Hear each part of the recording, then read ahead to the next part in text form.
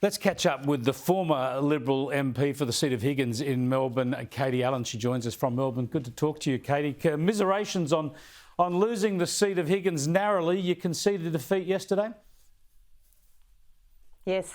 Good evening, Chris. Nice to speak to you. I just want to show our viewers right at the start a nice little picture, because you went up to Canberra on Monday, presumably to clear out your office, and you jump on the plane, and who do they pop alongside you but the Labor Party MP or candidate who's replaced you, who defeated you, Michelle Ananda-Rajah. There you are, the two of you friendly, sitting next to each other. A peaceful handover in democracy in what, rows 1A and B or something?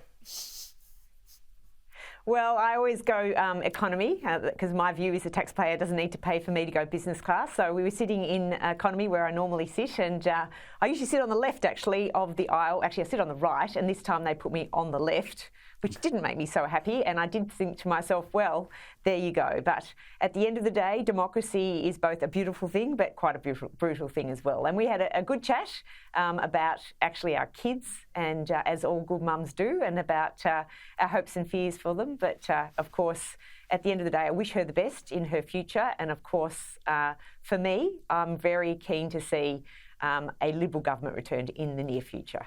Yeah, what a ripper little side like that is, and fantastic you were both in economy too. Yeah, absolutely, a 1 hour flight. There's no need to be splurging on business at taxpayers' expense.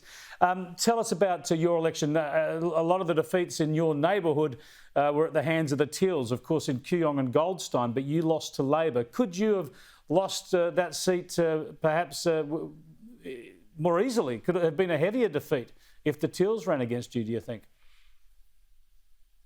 Well, it's interesting the vote didn't actually go particularly strongly to Labor. It actually went equally to the minor parties and to Labor, and in fact the Greens got no headway at all. And so it is interesting that the Teals didn't run in the seat. I've been someone who's been very strong on climate integrity, and obviously I'm a woman, so perhaps those are the reasons why they didn't run someone in Higgins. I had a much smaller margin than either Josh or Tim on either side of me. But what I would say is that we were running a very strong local campaign, and I had a lot of support. But as we came in towards the end of the campaign, there was this sense, and there was a very clear message run as a Labor line, which is if you vote out your local MP, you'll vote out the government. And that certainly was a devastating and quite effective line towards the end. We were looking for a fourth term in government. There was certainly plenty of people who had concerns about different issues. And so at the end of the day, I think it came down to the fact that there was a broad sweep across the nation. We had perhaps a smaller swing against us in Higgins, hopefully because I ran a strong, good local campaign. But at the end of the day, you know, we have to stand up for the policies we believe in. It shouldn't be about personalities. And I do back in what we have delivered as a government. There are strong headwinds facing Australia, so it will be interesting to see how the Albanese government navigates what are going to be pretty tough times ahead. I certainly would prefer that there was a strong Liberal government or coalition government in, but of course the people have spoken and we need to listen to that. And they wanted change. They're battle weary from a COVID pandemic. They're tired, I think, of the political slugfest that's been going on, and they've wanted change, and that's what they've got. Okay, two issues you mentioned in that list I want to get your thoughts on, because I think they're great missed opportunities for the Liberal Party. One is an integrity commission. The Liberals, the coalition supports an integrity commission. It's just an argument about the model. So why didn't Scott Morrison manage to actually find a compromise and get one legislated before the election? Look, I believe that we ran out of legislative time. I certainly met with Dave Sharma and Celia Hammond, met with the Attorney-General, Michaelia Cash.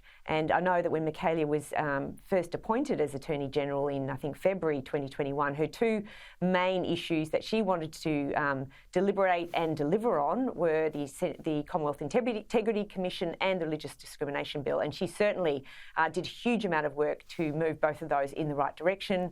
The RDB came first. As you know, it ran across Christmas and into the new year, and we were caught up on that. We only had 7 days of legislative time in 2022. But it just should have been done, and it would have blunted all of that attack. But the other one is, of course, people were very sceptical, rightly so, as we learn now with Barnaby Joyce's revelations, sceptical about the coalition's commitment to net zero. So surely if you'd started to embrace the idea of a domestic nuclear energy, it would have been... obviously more practical, good for the country, but also made your climate commitments more believable. Look, I've been incredibly vocal publicly and inside the party about new nuclear. This is not the old form of nuclear. We're talking about small modular reactors. There's no doubt there are no electrons flowing from small modular reactors at this point in time, but they are coming at us at speed from a point of view of emerging technology. And I believe Australia has the opportunity to be on the ground floor of research and development. You cannot build a civilian nuclear industry overnight. I don't believe we should have one hand tied behind our back when it comes to delivering a civilian nuclear research and development capability, so that if that technology does deliver, and does deliver in a cost-effective way, which, as we know, new technology is often extremely expensive, but becomes cheaper as it becomes commercialisable and scalable. But I've been very vocal that we should consider lifting the Environmental Protection Act. I was vocal directly inside the Parliament, inside the tent. I've been public about that. But at the end of the day, when you've got a tight parliamentary majority, which is a very slim majority, it can be difficult because politically you might have people coming at you. You got to go for undermining Mediscare type approach. Yeah, you got to go for what's right. Be bold, brave, and strong going forward. Yeah, well said. They should have listened to you before the election. Thanks for joining us, Katie. I appreciate it. Thanks so much, Chris. Katie Allen there, no longer the member for Higgins, but what a lovely little handover that was on the plane up to Canberra, hey?